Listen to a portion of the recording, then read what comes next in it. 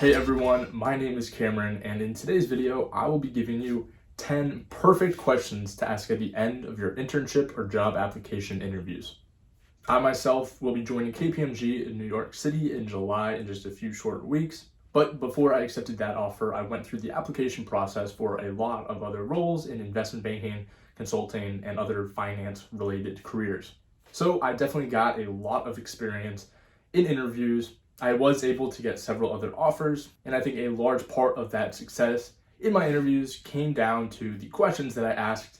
This aspect of the interview really is so important. It's a great opportunity for you to kind of make a more personal connection with the interviewer, and it is a great opportunity to leave a lasting impression on that interviewer for when they have to go and make their referral for whether they want to move you to the next round or give you the offer or not. For the sake of today's video, I've broken the questions down into 3 different categories. The first is personal for the interviewer. So these are questions that will relate and be specific to the interviewer who is interviewing you. The second category is company or role specific. And the third category are questions that specifically involve yourself. So with this being said, let's get into the first category, and that is personal for the interviewer. So this really shouldn't even need to be said, but it really is so important that you do your research before going into these interviews. I certainly have made tons of other videos on this topic on the channel, so if you're interested in how to prepare for interviews, definitely scroll through. There's plenty of videos for you.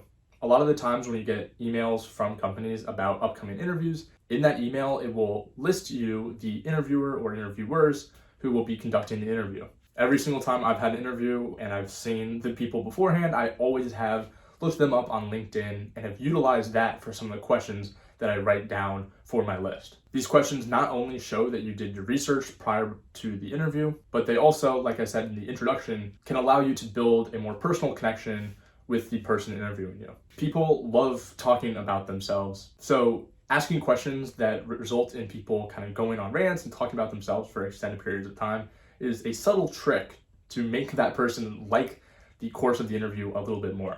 After the interview, when they reflect on the last 30, 45, 60 minutes, they will think more fondly and have enjoyed the interview a little bit more simply because they were talking more in it. This is kind of just a general rule of psychology. People love talking about themselves. So if you can kind of get people to open up, they most likely will think more fondly of the interview and thus more fondly of you, which will help you move forward to the next steps or to get that offer. So the first question within this category is about the interviewer's job history. The most simple things you can look up when you find them on LinkedIn is their job history, their education, and their time at the company.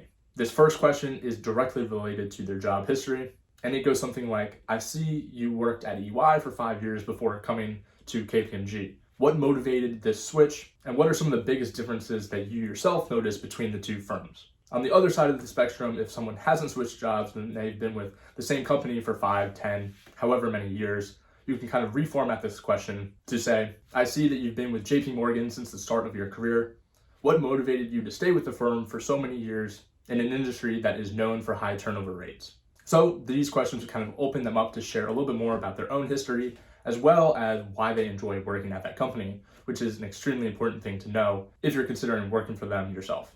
The second question is about career growth, and it's kind of a flattering question. This question is as simple as saying, you've progressed a lot so far in your career. What specific skills or traits do you think that you possess that have allowed you to succeed and rise through the ranks over this short period of time? This question kind of acknowledges that this person is above you and is successful, and not only will it make them feel better about themselves, but it will also make them feel that they're providing value to you by offering some of their own advice. The third question in this category is kind of more of a career reflection. When you look back on your career, is there anything that you wish you could have done differently? This question is definitely a little bit more basic, so I wouldn't recommend using this one over the last 2 that I mentioned, but I think it is still a good question and can offer some interesting responses. The fourth and final question, again, is pretty simple and straightforward, and it is just simply asking, what is the best advice you've gotten in the world of business? So the second category that I think is really important for these questions is company or role specific.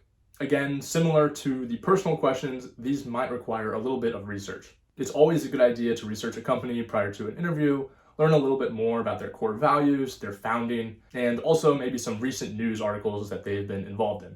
The first question is probably the easiest and something you've already heard of before, and it is to ask about a recent news article that you read that had to do with the company. The article could have been about a recent HR initiative or deal that the company is involved in, and this is a pretty standard question. Yes, this shows that you did your research, but it's also important that if you ask a question like this, that your question comes across as authentic and you show that you actually do care about learning their response and not just asking the question because it's the right question to ask.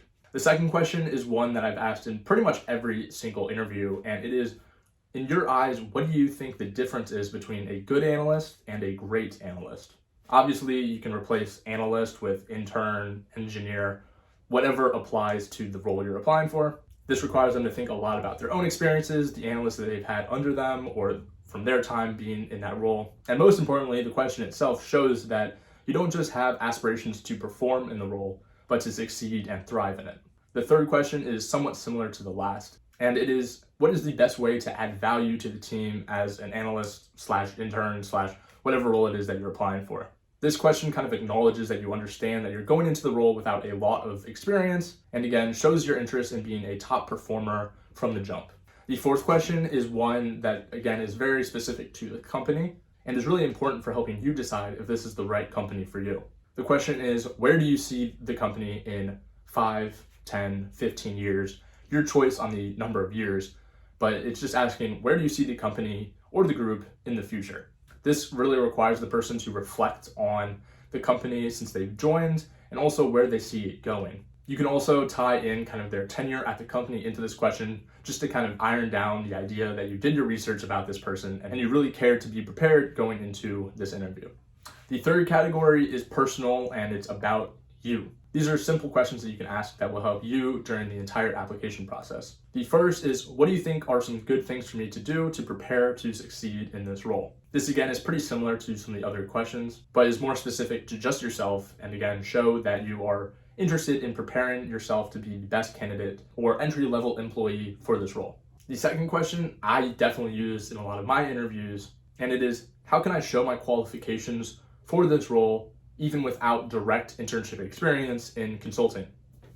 So for myself, this last application period, I was applying for a lot of consulting roles, but my internship last summer was in banking. This question acknowledges that you are aware that it is kind of a disadvantage to be applying for a role without having direct experience in it, and it's just always a good idea to ask this question if you're applying for something that is outside of your typical expertise. But I've just always learned that this is a good question to ask just because it kind of puts all your cards on the table. It's very transparent in explaining that you understand that you don't have a direct internship experience, which often can hurt you. And I've just always enjoyed asking this question because I feel that the answer that I get from the interviewer always helps give me clarity on the role I'm applying for and my chances for it. And finally, the last question that I have written down here is one that you should ask in every single interview as long as it's not the final round.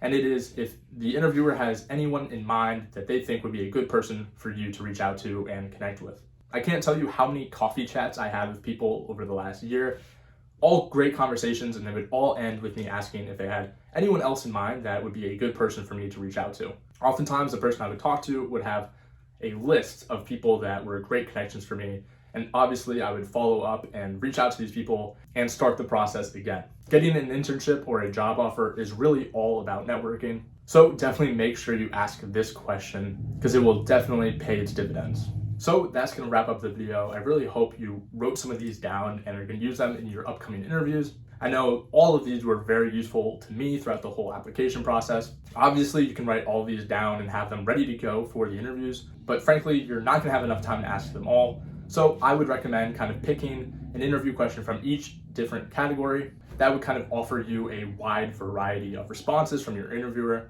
and will kind of check off all the boxes as far as personal connection, showing your interest in the role, as well as showing that you researched the company and are aspiring to be a top performer. If you do each of these things, you are pretty much guaranteed to at least leave the interview feeling that you made a personal connection with the person and you have a better idea of who they are and how they were able to get to where they are today. As always, if you have any questions at all, you can reach out to me on Instagram right here at Galbraith. Also, subscribe to the Morning Brew for the best daily business newsletter. I've been reading it every day for the last 3 years, and it has helped me so much to stay up to date on recent market trends, which is very important for these interviews. And with all this being said, I'll see you in the next one. Peace.